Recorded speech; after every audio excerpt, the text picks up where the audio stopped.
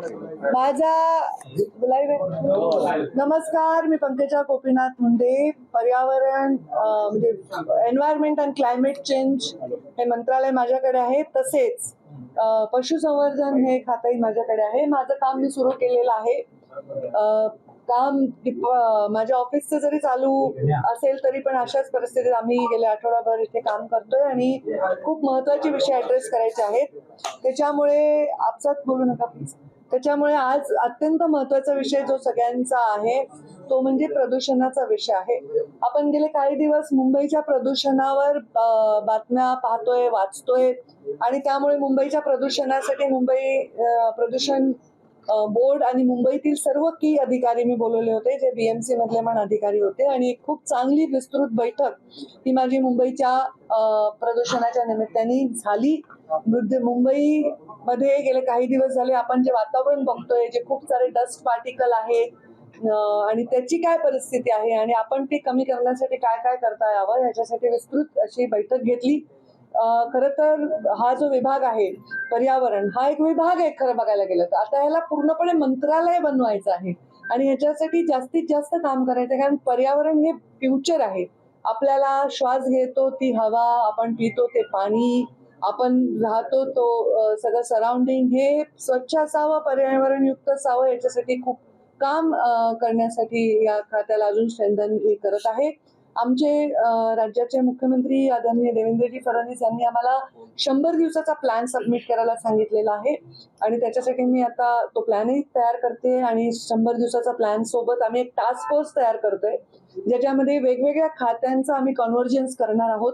म्हणजे त्याच्यामध्ये परिवहन खातं येईल, त्याच्यामध्ये हेल्थ विभाग येईल, कारण खूप मेडिकल वेस्ट हे सुद्धा पर्यावरणासाठी हजार्डस असतं, वाईट असतं आणि त्याच्यासाठी कशी त्याच्यावर प्रक्रिया करायची आहे आणि त्याच्यासाठी पण आम्ही काम करणार आहोत. आत्ता आपण जर पाहिलं तर मुंबईच्या प्रदूषणाचा मी आढावा घेतला. प्रदूषणामध्ये आम्ही ते प्रदूषण कसं कॅटेगराईज करतो तर त्याच्यामध्ये म्हणजे 51 to 100 युनिट असं जर असेल तर ते सॅटिस्फॅक्टरी असतं, 100 to 200 असेल तर ते मॉडरेट असतं आणि 200च्या वर असेल तर त्याला थोडं काळजी करायची असते.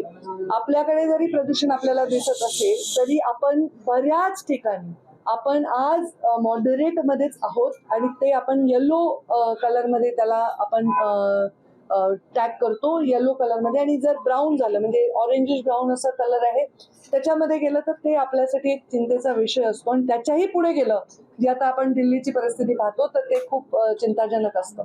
तर आता आपण ज्या 100 ते 200 मध्ये आहोत त्याच्यामधून कसं कमी करता येईल याचा आम्ही प्रयत्न करतोय. ह्याचं कारण महत्वाचं म्हणजे आपल्याकडे खूप मोठ्या प्रमाणामध्ये कामं चालू आहेत आणि ह्या कामामध्ये आपण कुठे अंडरग्राऊंड खोदतोय, कुठे आपण वरून बांधकाम करतोय, भरपूर काम चालू आहे. त्याच्यामुळे डस्ट पार्टिकल खूप हवेमध्ये आहेत आणि हे डस्ट पार्टिकल जर उन्हाळ्यामध्ये असेल तर त्याचा एवढा परिणाम होत नाही, कारण आपल्याला समुद्राच्या हवेमुळे ते डस्ट पार्टिकल वाहून जातात, सेटल होतात आणि त्याचा परिणाम होत नाही. पण आता हवामान थंड आहे आणि त्याच्यामुळे पाण्याचंही बाष्पीभवन होत आहे आणि त्याच्यामुळे हवा न वाहत असल्यामुळे हे डस्ट पार्टिकल आपल्याला दिसतात. ते पूर्णपणे ते स्मॉग नाही आहे, ते डस्ट पार्टिकल आहेत बऱ्याच अंश मध्ये. आता काही 2-4 दिवसांपूर्वी बीकेसी मधनं आमच्या बोर्डाला फोन आला तर बीकेसीचं मात्र प्रदूषण तिथे 200च्या वर गेलं होतं. तिथे काही कारणं तिथली होती, ती कारणाचा लगेच तात्काळ निवारा झालाय. 2022-23 पासूनचा सगळा मी बघितलं. आमचं आता जे प्लॅनिंग चाललंय त्याच्यामध्ये आम्ही 15 फेब्रुवारी ते म्हणजे तिसरा आठवडा जो फेब्रुवारीचा आहे तोपर्यंत हे प्रदूषण कमी करण्यासाठीचे आमचे जे उपाय आहेत ते यशस्वी होताना आम्हाला दिसतील. आम्ही आता त्याचा अंदाज बांधलेला आहे आणि मुंबई प्रदूषण मुक्त किंवा कमीत कमी प्रदूषण असावं याच्यासाठी आम्ही जे काही उपाययोजना करत आहोत त्याचा एकदा ड्राफ्ट तयार झाला तर तो पण आम्ही मीडियाला देऊ. त्याच्यामध्ये साऊंड पोल्युशन आहे, एअर. फेब्रुवारी ते म्हणजे तिसरा आठवडा जो फेब्रुवारीचा आहे तोपर्यंत हे प्रदूषण कमी करण्यासाठीचे आमचे जे उपाय आहेत ते यशस्वी होताना आम्हाला दिसतील. आम्ही आता त्याचा अंदाज बांधलेला आहे आणि मुंबई प्रदूषण मुक्त किंवा कमीत कमी प्रदूषण असावं याच्यासाठी आम्ही जे काही उपाययोजना करत आहोत त्याचा एकदा ड्राफ्ट तयार झाला तर तो पण आम्ही मीडियाला देऊ. त्याच्यामध्ये साऊंड पोल्युशन आहे, एअर पोल्युशन आहे आणि सर्वात महत्वाचं वॉटर पोल्युशन आहे.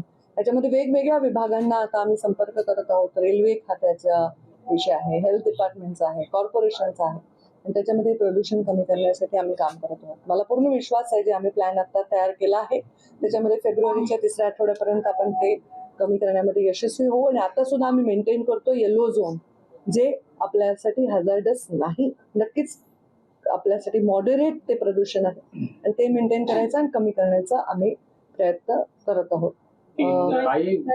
केंद्रासोबत तुम्ही कशा प्रकारे समन्वय राखणार आहे? कारण 1-2 वर्ष अगोदर सफरकडनं अनेक डेटा जो आहे तो आपल्याला पुढे येताना पाहायला मिळत होता, ज्यामध्ये मोठ्या प्रमाणात प्रदूषण हे मुंबईमध्ये दाखवलं गेलेलं होतं.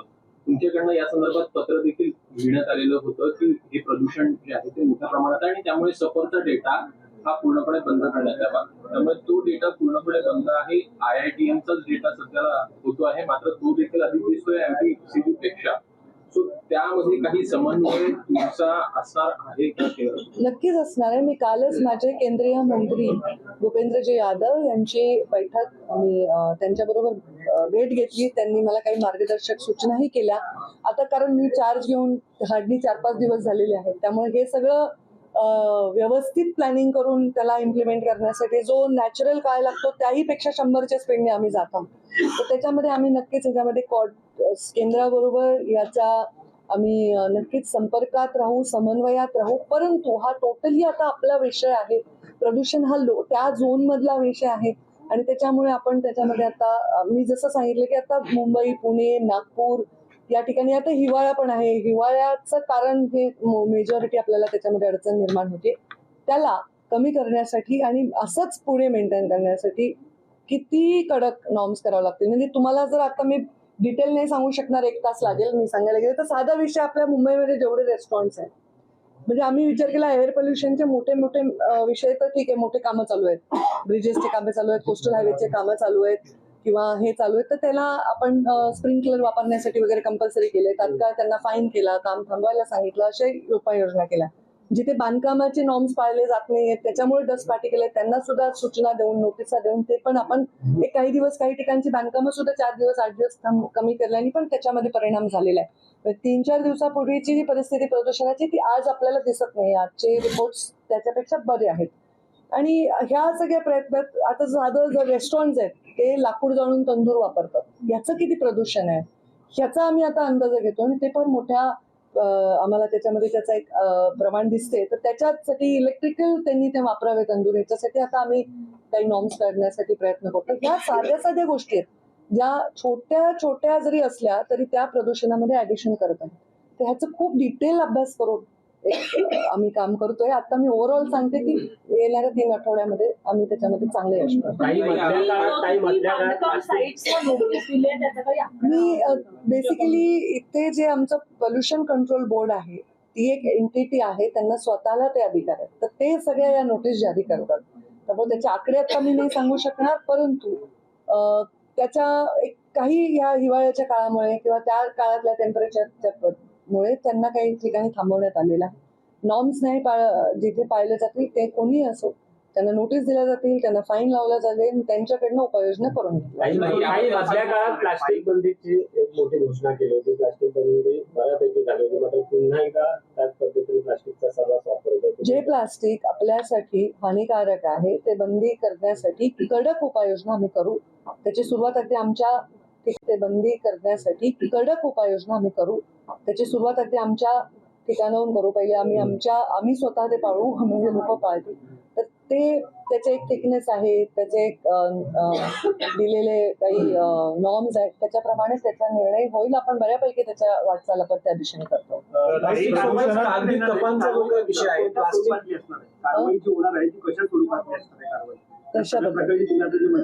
मी आताच हे सांगितलं की आता मी मुंबईच्या प्रदूषणापुरतं मर्यादित बोलते, पण प्रदूषण हा विषय फक्त एवढाच नाहीये, हा त्याच्यापेक्षा पलीकडे. आता आम्ही नदी पुनर्जीवनाचे विषय हातात घेतोय. जसं नमामि चंद्रभागा आहे, गोदावरी नदीचं स्वच्छ करणं, इंद्रायणी नदी आहे, पंचगंगा आहे. आता मी कोल्हापूरला गेले, त्या लोकांनी सांगितलं हे खूप वास्ट विषय आहे. मी जसं सांगितलं ह्याची पत्रकार परिषद ही 10-15-20 मिनिटात होणार नाही.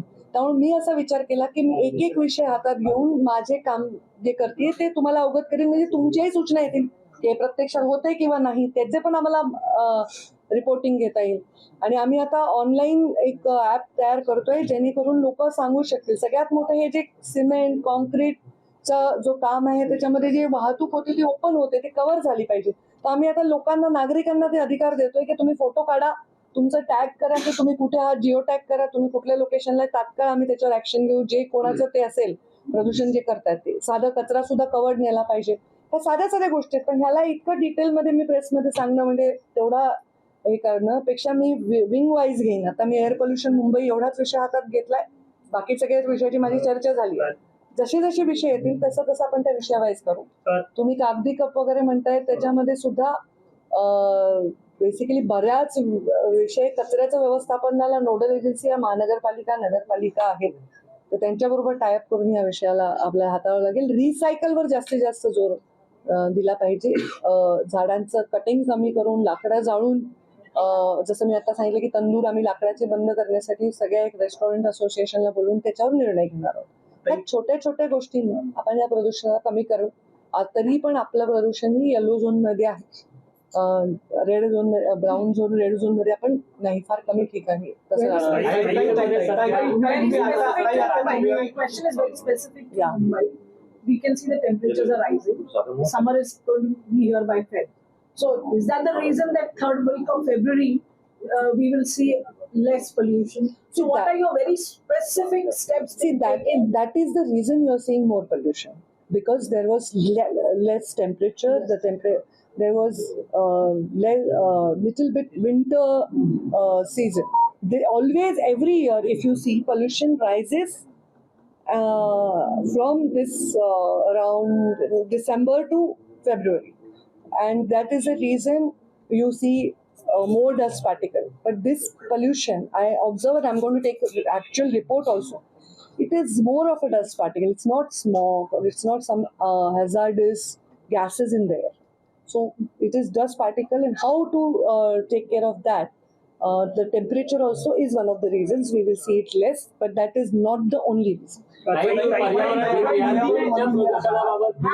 officials given you any specific points saying, okay, we are going to do this, Yeah. this? Yeah. Can you please tell us? Yeah, they are going to use more of sprinklers on the sites where the roads and bridges and tunnels are happening. They are in some areas they stopped some construction work. There also there are norms, proper norms to be followed. We have given instructions and notices to certain, of course, people who are building and their construction work is going on. And where we are being more vocal and we are being more interactive about complaints from the public, where we will address them and we will take care of them, because sometimes people witness certain things and they can immediately report to us, and that also we can take care. So these are 2-3 measures we are taking. ताई, बीडमध्ये सध्या